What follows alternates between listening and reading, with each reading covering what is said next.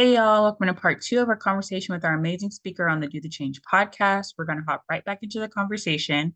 Don't forget to subscribe to our YouTube channel, Spotify page, and follow us on Instagram at Do the Change Podcast. Yeah, I actually wanted to dive more into the specific work you did when you were a fellow with the Human Rights Fellowship. You kind of touched on it, the Croatia, and like how the original idea that you had started with kind of shifted more to focusing on the Ukrainian crisis that happened literally a couple days after. Exactly. Yes, if you want to talk about that just a little bit more, what you talked about, what it shifted to, but also how is that like just like being in that space and working with them while that was actively kind of happening. So again, I mean, one thing if you are in global health is that no matter how much preparation you would do, you end up doing, you will still have some changes on the field when you get on the field. Because when you expose yourself to a certain context, you are exposed to experiences and situations that you did not anticipate when you were sitting somewhere else and planning this field visit, right? So that's pretty much what happened with me over and over again during this summer residency. But I think part of my work, which I had committed to the center, was to focus on understanding what is the unmet reproductive health need in this population. And so I spoke to some of the health workers, some of members of frontline workers and members of humanitarian organizations that were actively participating. I spoke to some political personnel, journalists, all of that. And I did visit some of these refugee centers as well to just see the sort of services that are being provided, how are they being supportive, and what specific to reproductive health is being delivered in these spaces. So that was one big component, but like I said, things evolve and change when you're on field. So one of the things that happened when I was on field was a case of a woman called Mirela Kaveda, who was denied legal abortion in Croatia. Wow. So women are allowed to abort up to 12 weeks. This woman was in 24th week when she realized that she needed to abort her baby and or the fetus, sorry. And I think at week 20, she had a few appointments, and the fetus was unfortunately not in a condition to survive.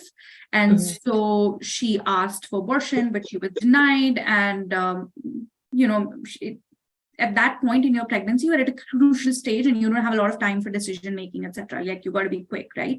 And so she decided she wanted to, and it's legal abortion because you are allowed abortion post 12 weeks if you are if there are circumstances like this. In her case, a fetus malformation. And so she was denied, and then she eventually in week 29 had to go to a neighboring country called Slovenia and get her abortion there because all the doctors in Croatia denied her legal abortion. And so because of the government and it kind of supports it doesn't support, let's say, reproductive health as much. And so what it did, it created an uproar. Rhoda was actively involved in supporting her case. It became a national issue. There were rallies that were happening in 9 cities. Over 40,000 people participated in those rallies across these cities in Croatia. There were political debates happening at primetime news hours on this topic, and there was so much more happening. And I had some experience of working in the human rights system, and so while I was there, we decided to escalate this case to the United Nations human rights mechanisms.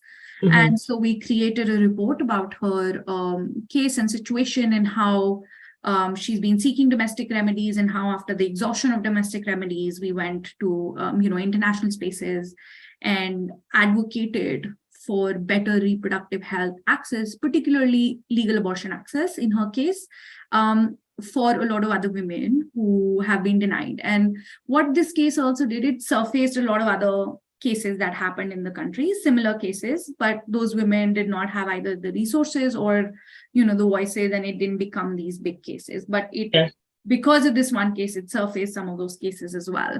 And Rhoda was a citizen-led organization, or is a citizen-led organization, where these cases kind of started coming in and they started providing this legal / technical support.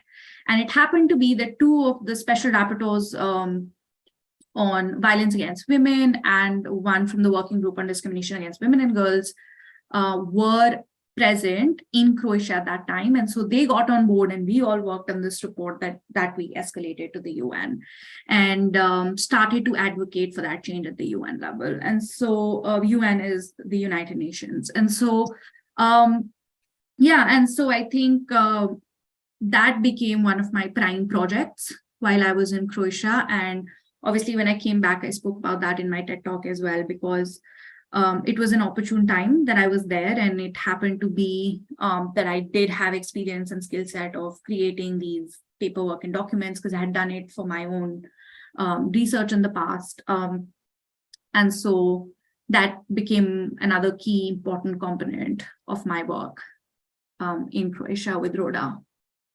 Yeah. Well, one, thank you for sharing, because I feel like I just learned a lot in regards to stuff that's happening in Croatia, or what was happening in Croatia at the time that you were there.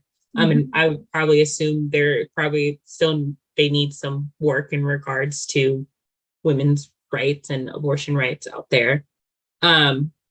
So one, I just want to thank you for sharing that. And two, just like it seemed like the perfect time and very much alignment that you were there at that time to be able to lend some of your personal expertise to aid in that moment. So that's really awesome to hear. And so I want to shift to kind of our last question, then we get to tea time with Tyra, which I'm very excited about. Is that you also worked with the Women's Rights Institute. And can you talk about the work that you did there, and also the training that they'll be offering in the UK as well with your work there?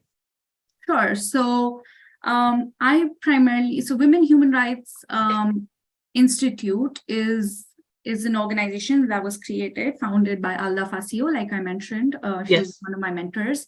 And it primarily focuses on building capacity and providing training and knowledge mobilization in communities and women rights organizations across the world on how to use the United Nations human rights mechanisms for advocacy in their work. And so we work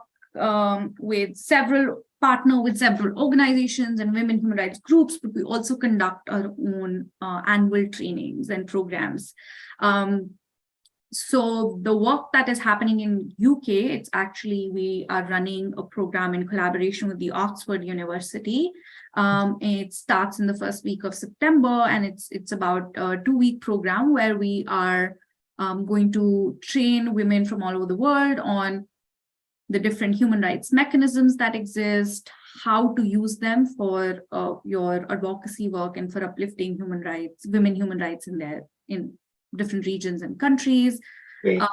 We talk to them about the whole UN system and how to navigate it, what components of that system are open for general population like you and I to access and use, and how does that then benefit or amplify the work that these women human rights organizations or individuals or advocates are doing across the world.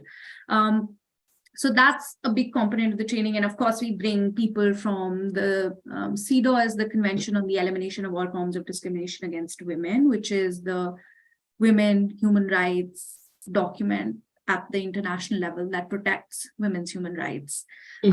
And countries sign these documents and ratify these documents, which then makes them accountable for fulfilling these human rights in their countries.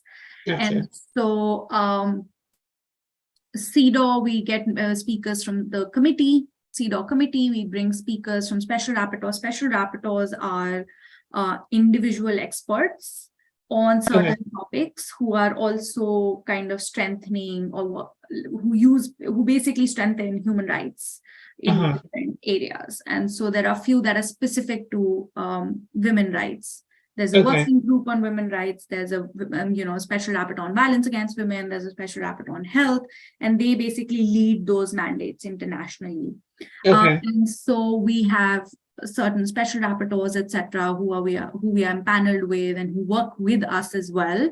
And so they all become like speakers and mentors to these women in these trainings. So that's the program we run annually as an institute.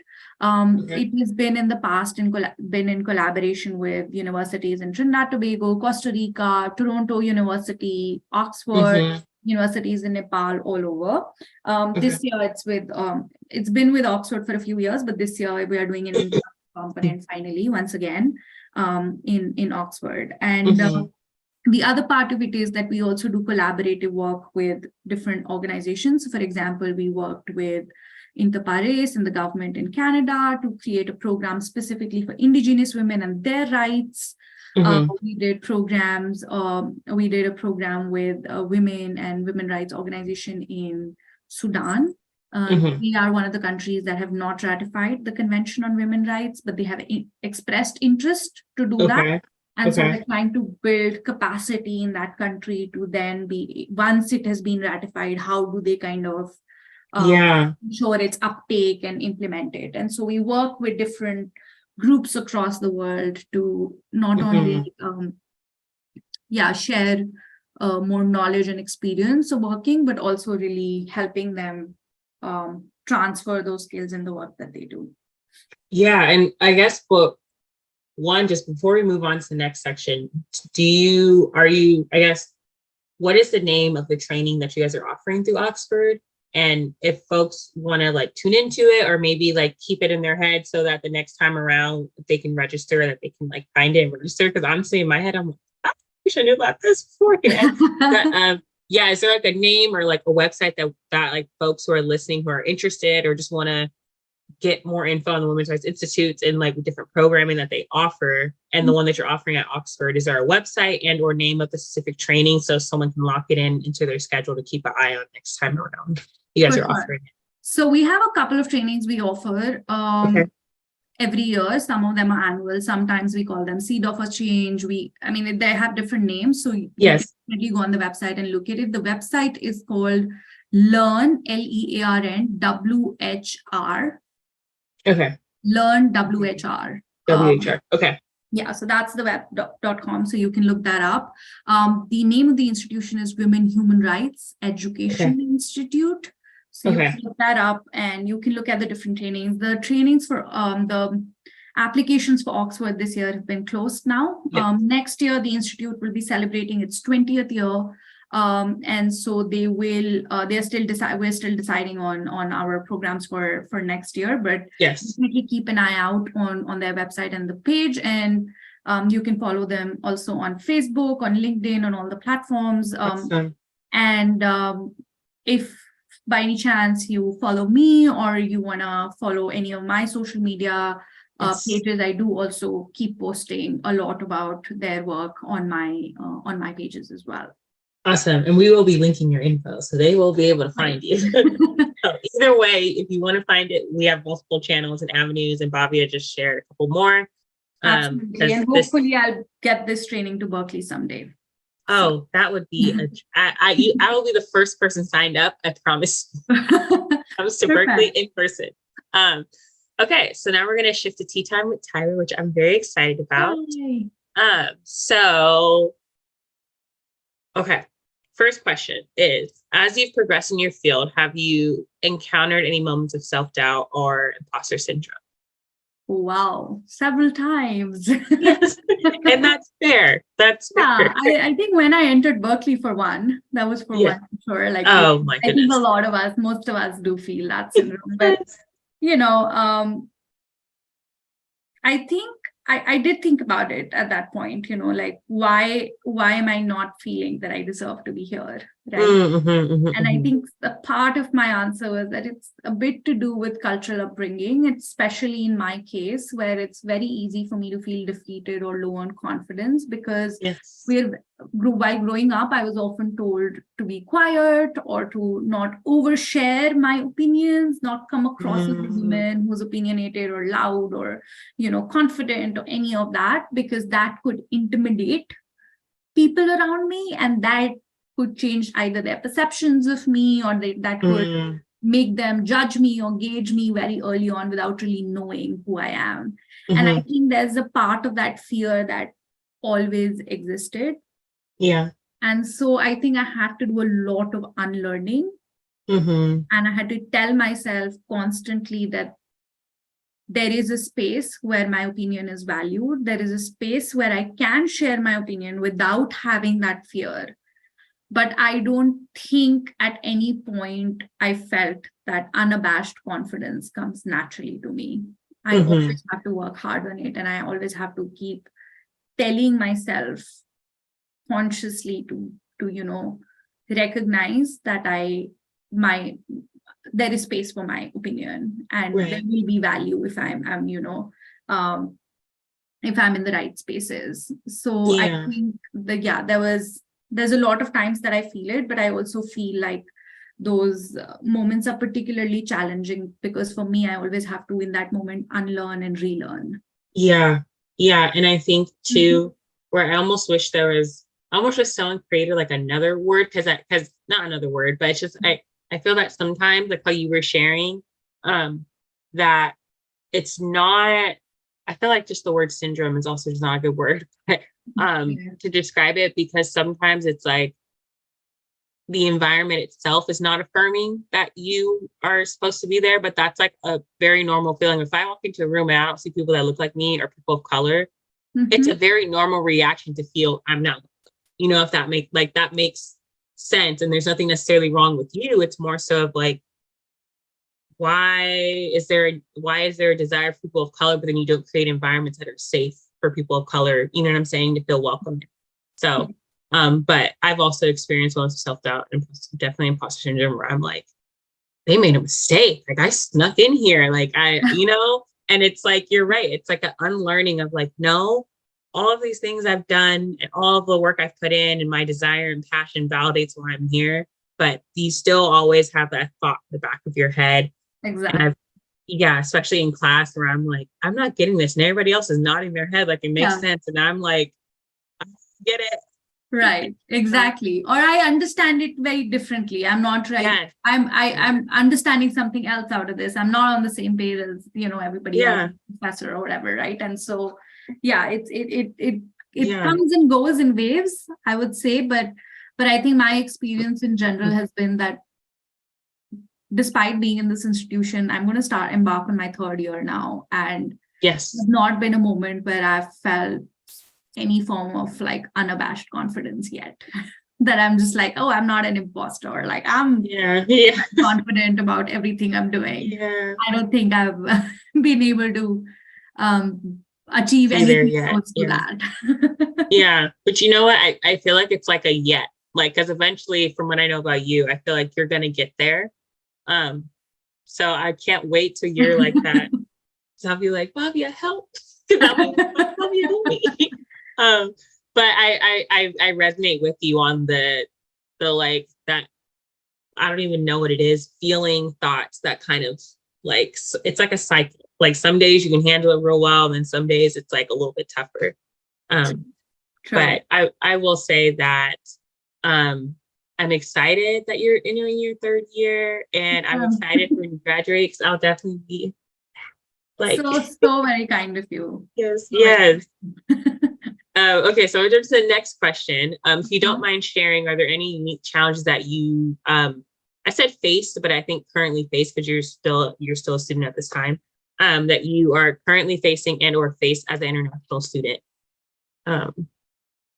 Yeah, for sure. I think I definitely want to point out that I felt supported in my journey at Berkeley. Yes. I definitely want to point that out. I think Berkeley is a very interesting space, and I speak for myself particularly, where I have despite the challenges we face, they try to kind of support you in the best way they can. And of course, there are certain systemic challenges as well that they face, but as a team, as people in the school, I think most of my experiences have been positive. So I'll lead with that. But having said that, of course, there are certain challenges that we face as students who are new to the American education system in general. Yeah.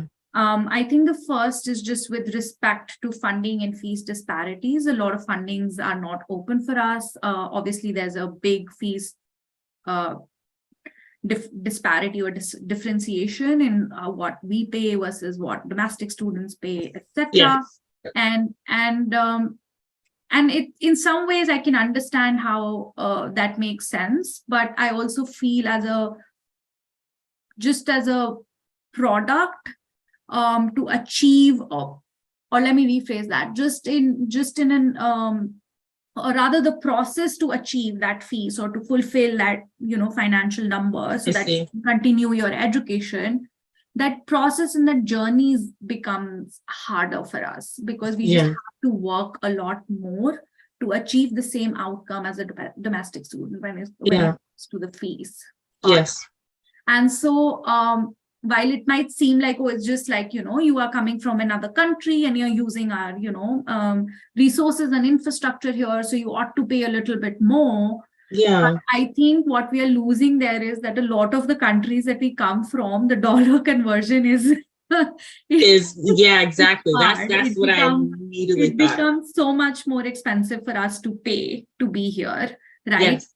And to be able to pay that, we just have to do so much more hard work.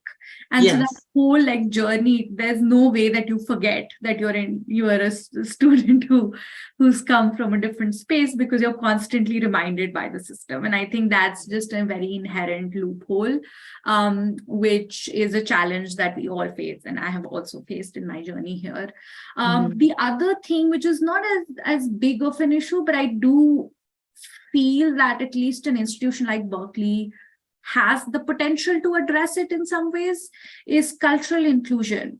And I know the school kind of does, makes effort with respect to, Ramadan and, Diwali and festivals from other religions and cultures, etc. But I really wish we had holidays for our festivals, because what happens is that India is just a culture with a lot of festivals, etc. And Diwali comes mid-October-ish, which is when the midterms are typically happening. And so there is a whole phase every fall semester in my life where I'm juggling just so much. I am trying to maintain my, festivities and, practice my right to religion and right to my cultural, groundings and all of that, in addition to managing coursework and jobs and teaching and all of that. And I feel like if there was a space where I could feel a little bit more supported in that way, where I had just small things it's Diwali, it's your biggest festival of the year, we have Christmas, we can't give you 10 days off like we do on Christmas, but take this day off because we know it's going to be a lot for you in general, right? Or don't worry about the submission of this, or don't a lot of times I have to, if I really need that, I have to seek out that support. And I will definitely acknowledge that a lot of times people have given that support as well. Not always, but a lot of times people have given that support. But I wish that there was some space for that cultural inclusion a bit more, especially if you are trying to create a diverse environment. I think these are some of the things that you can do with it to make it more honest in its diversity. And I think the third thing I would point out is mentoring with respect to navigating a new education system. I have done both my masters in different countries. I have done my bachelor in a different, all my education have been in different countries. And US education system is very interesting to navigate.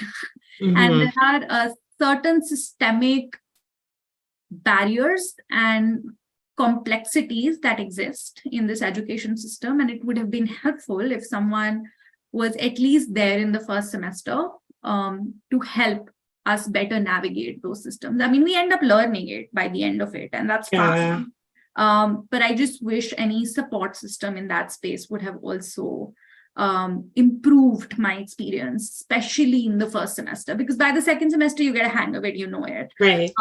But still, I think if there could be a designated resource who could specifically help us with, like, say, managing B courses, or these additional educational portals, or like taxes, or like, all the other, your requirements and paperwork. And there's just so much more like systemic things we got to do as international students, that if someone was there, like, here's a checklist, don't forget these key things, like, just any support in that way, particularly in my first semester, where we were also trying to, understand the culture here, we're trying to settle down into new houses, we're trying to, just navigating so much and juggling so much, that it would have been helpful if that additional support existed. Yes.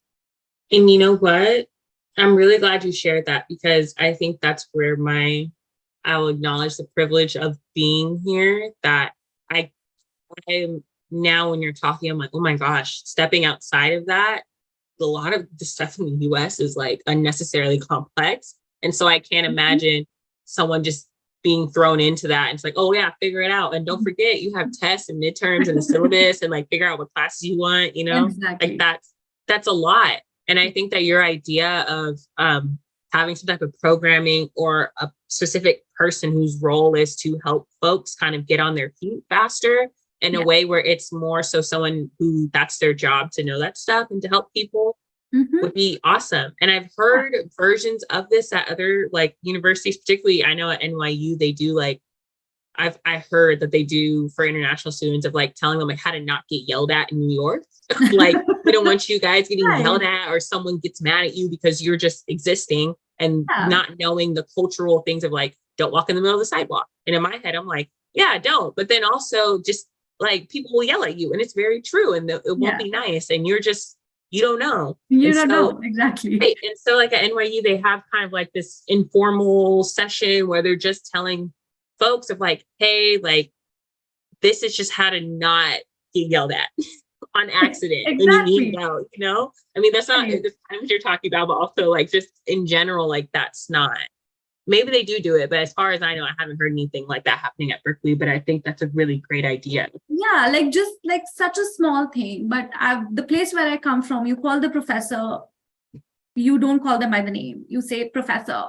Exactly. Or ma'am or something. Exactly. Like that, right? Exactly. So when you do that, you automatically are creating a hierarchy, right? In that dynamics. Yeah. Berkeley is a place where a lot of times it's more collaborative than the hierarchy, right? Like faculty is just so great. They're like supporting you, they're talking to you.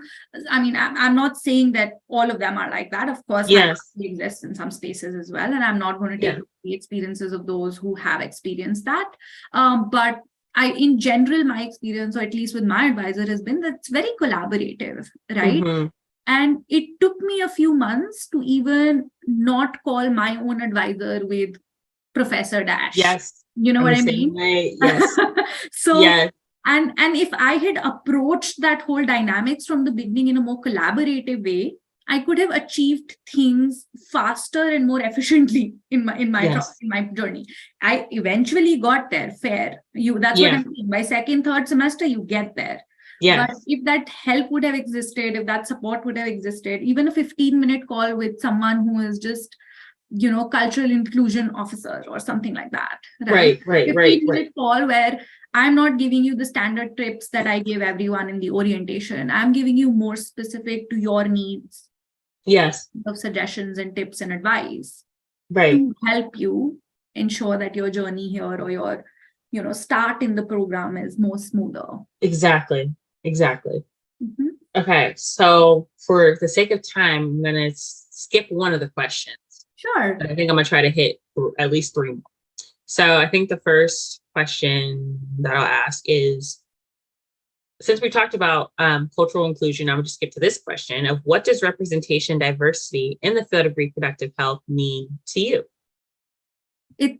Firstly, let me just say it's a very interesting question, a very complex question to untangle the time that we have. There's no right answer. I know. but I will say that for me, of course, reproductively empowering women, yes, and putting them in the space of decision making, yes, is very crucial. I definitely want to see more women who look like me, and women of color and women who belong from marginalized communities be at that table. Additionally, I also want the whole process to be more inclusive, and that's very key for the representation part of your question, because we need to I think include all people who identify as women into the conversation. Right. And I think another key part is, like, I've been sharing my experiences, and part of it is that you bring these women to the table. Great. That's the outcome you've achieved. But I think what is also important is to create a support system for them to sustain at those tables. Yeah. It's not just about getting them there and achieving your, like these, you're checking your points of the list that, oh, we've got these many people or persons of color on the table. No, I think it's important that we ensure that we are giving them the support they need to sustain on those tables, to bring the perspectives that they bring, which are more rooted into the realities, right? Yeah. And very importantly, ensure that that support exists. And that is a lot of work. I'm definitely, it's not, there's one part of it, let's get these people on the table. And then sustain that is a lot of work.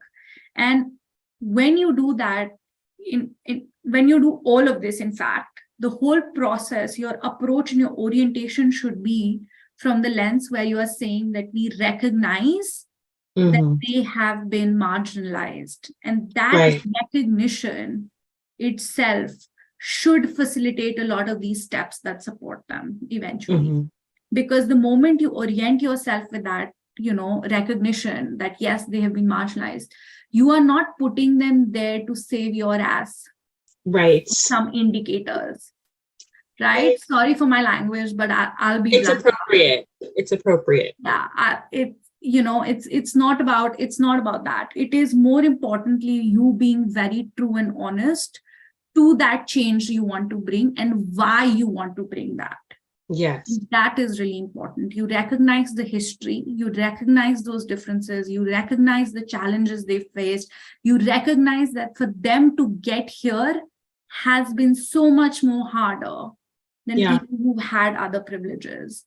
And when you start recognizing that, your approach shifts and your actions shift from not just putting them on the table, but to help them sustain and to make it a part of the system that automatically in a generation or in a decade or two or whatever, will just automatically bring more people of color on the table. Not consciously, but just, it automates that process. Exactly. And I feel like you said it perfectly. I have nothing to add because I totally agree with that. It's not just having people there to show face. It is that step beyond, hearing them, acknowledging what's been going on, and then making a change based off of that, and then sustaining that change, which requires some like systemic and systematic change within organizations, within the way we think, within the way that we like who we involve in those conversations consciously. And then, like you said, over time, that's going to be the foundation and that's going to be the expectation.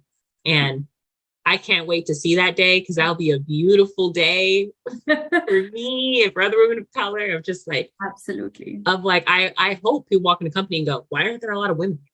Huh? Why aren't there like women of color here? What's going on here? Like, I want that to be the like confusion. You know what I mean? Of like, no, that's what we always do. Why isn't it there?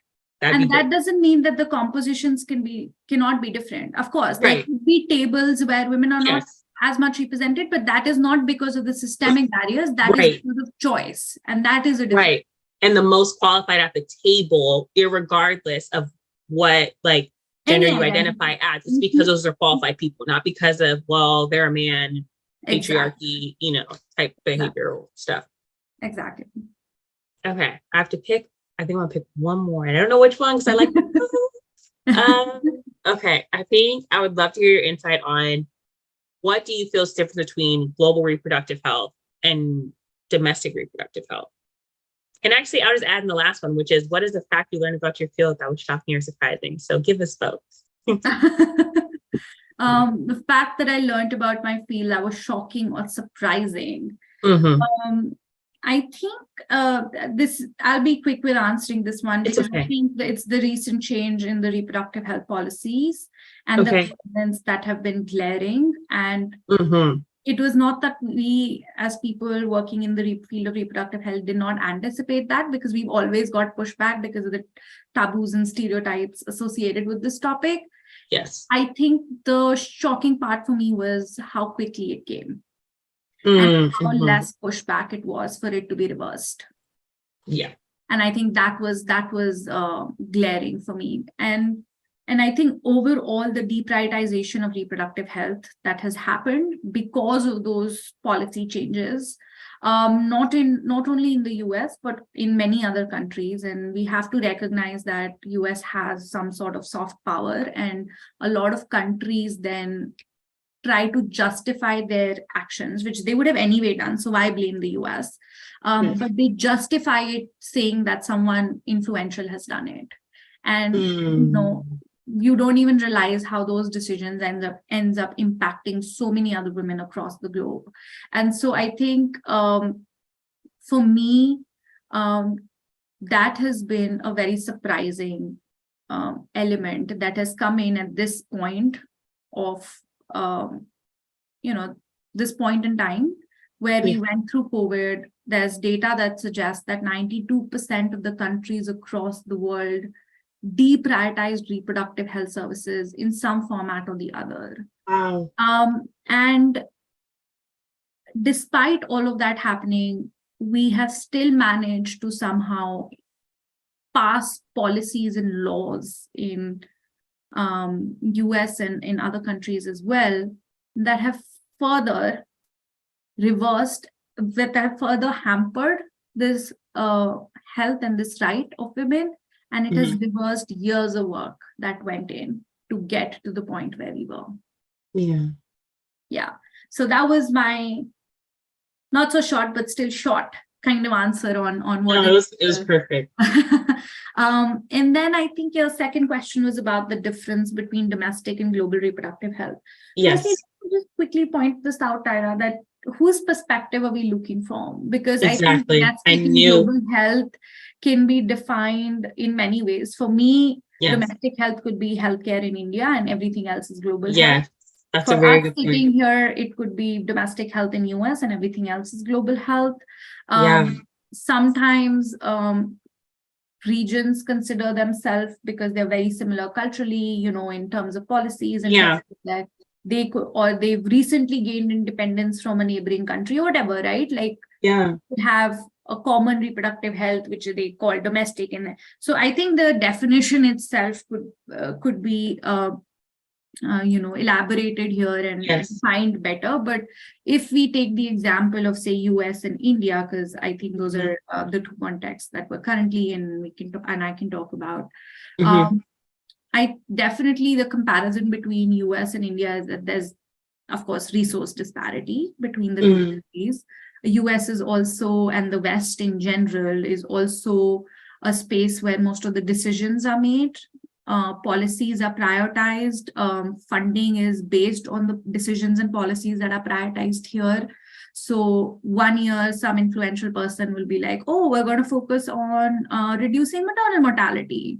The next year they go to child mortality. The next year they're on to TB. And it doesn't mean that the other topics are not important. All topics are important. We have to address health of communities as public health professionals, and that's fair. But I feel like what happens in the process is that we do not factor in a lot of cultural context when we make these decisions. And because the financial flow primarily happens from the West to other parts of the world, it unfortunately guides the agendas in those countries as well.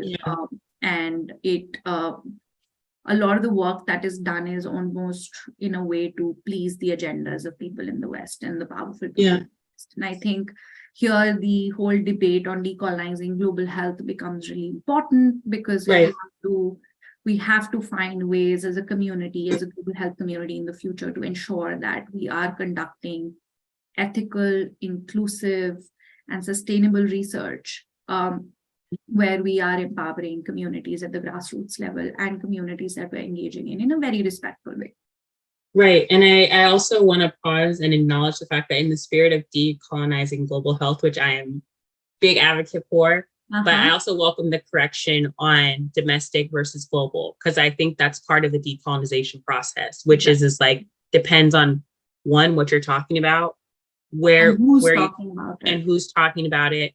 And I think in that moment, when I did make that question, I was thinking from the perspective of like, oh, domestic being US and global, whatever. But I think in the spirit of decolonization, that the US is not like the center of the world, and then everybody else is just kind of like, you know, it's basically a form of othering.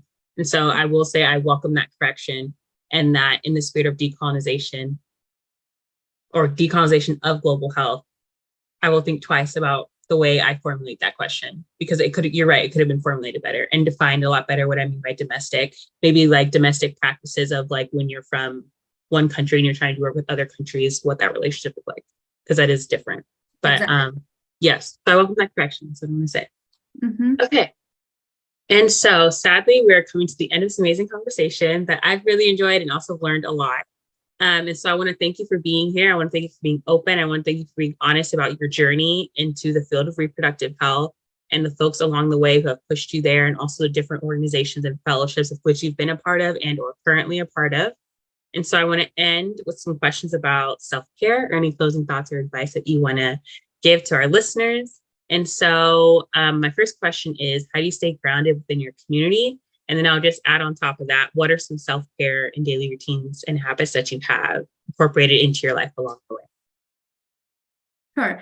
But before I get to answering that question, I just want to quickly take a minute and appreciate and acknowledge you. Firstly, thank you so much for having me, for bringing me, for choosing me to be a part of this conversation, and also facilitating this conversation in such a respectful way, and creating a space where I feel safe to share my background, my identity, my experiences in the most honest way possible, because I know a lot of women could resonate with these experiences. I know it could help a lot of women working in this field, in public health, in research and reproductive health, who have had similar experiences, to know that there is a path for us, no matter our background, and there is a space where our voices can be heard. So I really appreciate you for creating that space, and for creating it in such a respectful way. So thank you.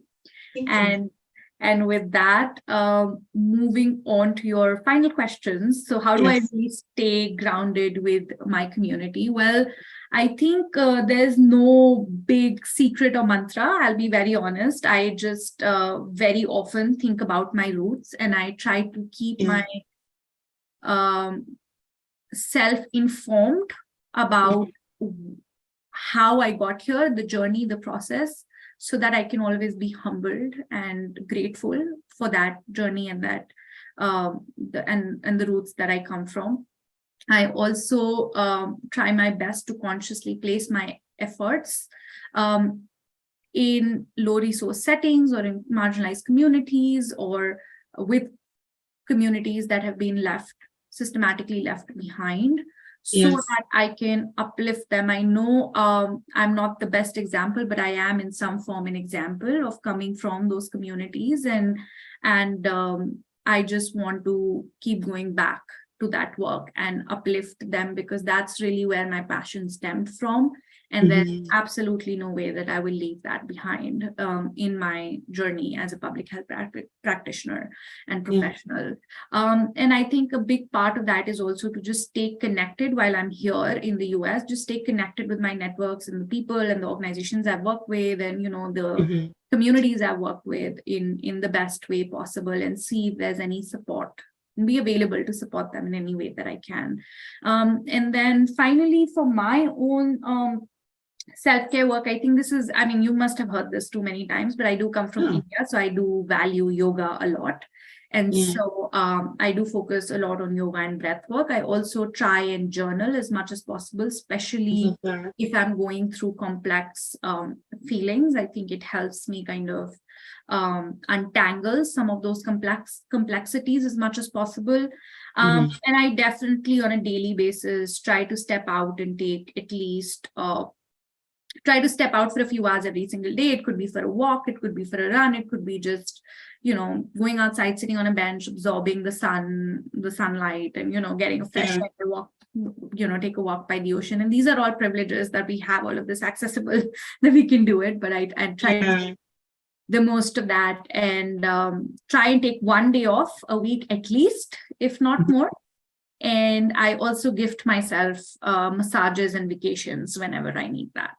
As you should. And you have been living your best life on these vacations. As I said earlier, off camera, but like, yeah, I'm here for it. Yes, I feel like you're like the queen of self-love vacations, because I was both. And like I told you, I'm bookmarking places. Always reach out if you want help with your itineraries, like I said. And I will.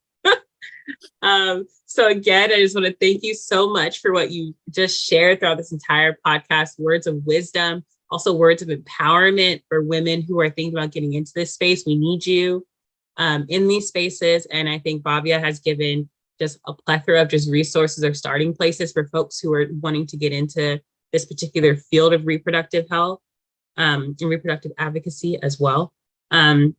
And so, yes, I just want to thank you here. I want to thank all the folks who are listening and tuning in. Feel free to add Bhavya, talk to her. She's amazing. I love her. And yeah, thank you so much, Bhavya, for just being on this podcast. Thank you, Tyra. I really appreciate it. Thank you so much. Yes, of course. Thank you all for listening. Bye, everyone. Bye.